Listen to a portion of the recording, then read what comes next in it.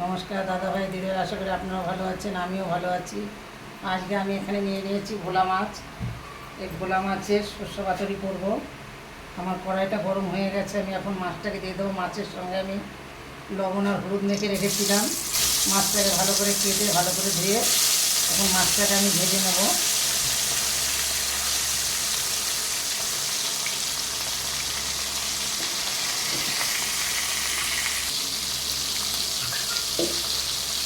এখন মাছটা আমি উল্টে পাল্টে দেবো।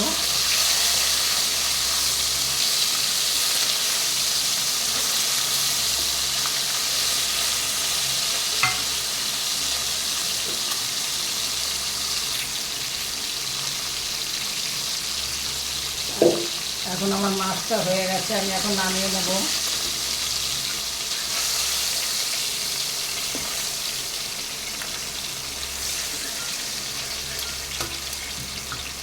এরপরে আমি ফোড়নে দিয়ে দেবো। এরপরে ফোড়নে আমি একটু জিরা দিয়ে দেবো।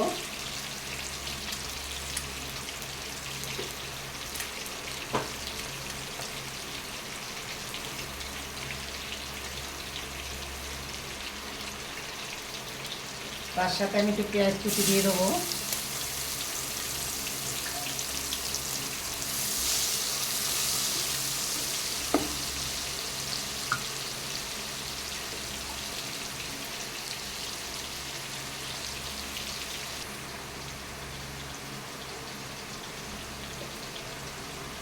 এখন আমার পেঁয়াজটা ভাজা হয়ে গেছে লাল করে, আমি এখন এর ভিতরে দিয়ে দেবো টমেটো বাটা।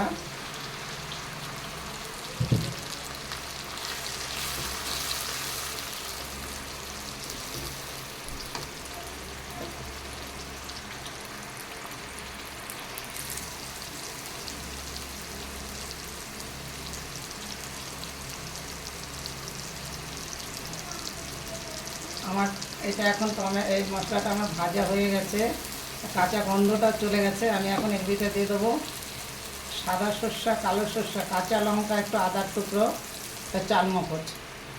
আমি মশলাটাকে বেটে নিয়েছি।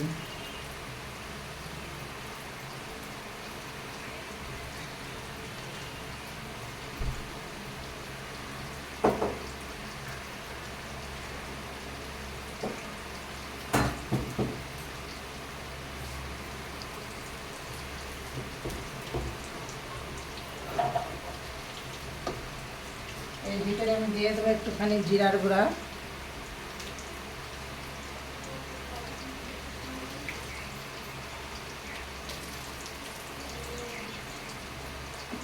এর ভিতরে আমি দিয়ে দেবো কিছুটা একটুখানি একটু ধনের গুঁড়া।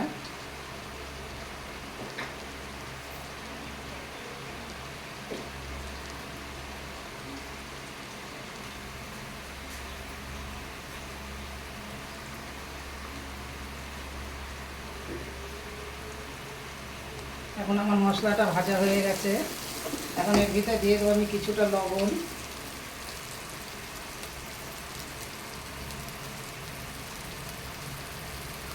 এর ভিতরে দিয়ে দেবো আমি কিছুটা হলুদ।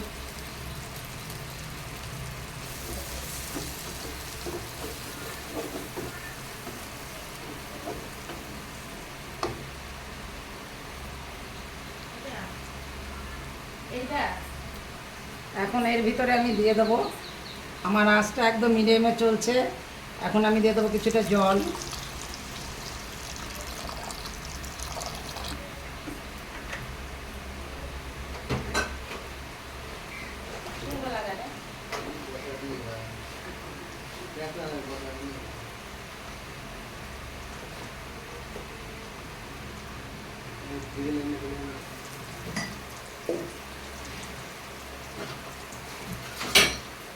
এখন জলটা ফুটে উঠেছে, আমি এখন মাছটা দিয়ে দেবো। এখন এখানে 5-7 মিনিট আমি জাল দেবো। 5-7 মিনিট জাল দিলে আমার মাছটা হয়ে যাবে। এখানে আমি ভোলা মাছের সর্ষে বাটা পাতুরি করেছি।